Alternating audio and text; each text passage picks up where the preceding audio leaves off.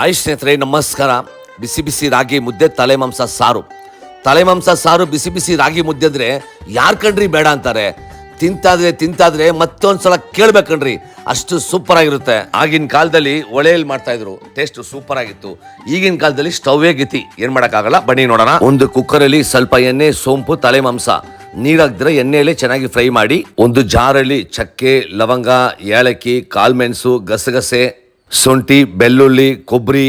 ನಾಟಿ ಸ್ಟೈಲಲ್ಲಿ ಮಾಡ್ಬೇಕಂದ್ರೆ ನಾಟಿ ಈರುಳ್ಳಿ ಇದ್ರೇನೆ ಟೇಸ್ಟ್. ಕೊತ್ತಂಬರಿ ಸೊಪ್ಪು, ಒಂದೇ ಒಂದು ಟೊಮೊಟೊ, 2 ಹಸಿಮೆಣಸಿನಕಾಯಿ ಇಷ್ಟನ್ನು ಪೇಸ್ಟ್ ಆಗಿ ರುಬ್ಕೊಳ್ಳಿ. ರುಬ್ಬಿದಾದ ಮೇಲೆ ಖಾರದ ಪುಡಿ, ಧನಿಯಾ ಪುಡಿ, ಅರಿಶಿಣ ಪುಡಿ ಅದು ಹಾಕಿ ಸ್ವಲ್ಪ ಹೊತ್ತು ರುಬ್ಕೊಳ್ಳಿ. ಮಸಾಲೆನ ತಲೆ ಮಾಂಸಕ್ಕೆ ಹಾಕಿ ಮಿಕ್ಸ್ ಮಾಡಿ, ಸ್ವಲ್ಪ ಉಪ್ಪು ಹಾಕಿ, ಸ್ವಲ್ಪ ನೀರು ಹಾಕಿ ಒಂದು 5 ವಿಸಿಲ್ ಒಡಿಸ್ಕೊಳ್ಳಿ. ರೆಡಿ ಆಯ್ತು ತಲೆ ಮಾಂಸ ಸಾರು. ಬ್ಯಾಚುಲರ್ನು ಸಿಂಪಲ್ ಆಗಿ ಈಸಿಯಾಗಿ ಮನೇಲಿ ಮಾಡ್ಕೋಬಹುದು. ಸ್ಟವ್ ಮುಂದೆ ನಿಂತಿರೋವಾಗ ಲವ್ ಇಂದ ಕುಕ್ ಮಾಡಿ ಸುಮಾರು ಅಡಿಗೆನು ಸೂಪರ್ ಆಗಿರುತ್ತೆ. ಬಿಸಿ ಬಿಸಿಯಾಗಿ ಮಾಡ್ಕೊಳ್ಳಿ, ಖುಷಿಯಾಗಿ ತಿನ್ಕೊಳ್ಳಿ, ಮಜಾ ಮಾಡಿ.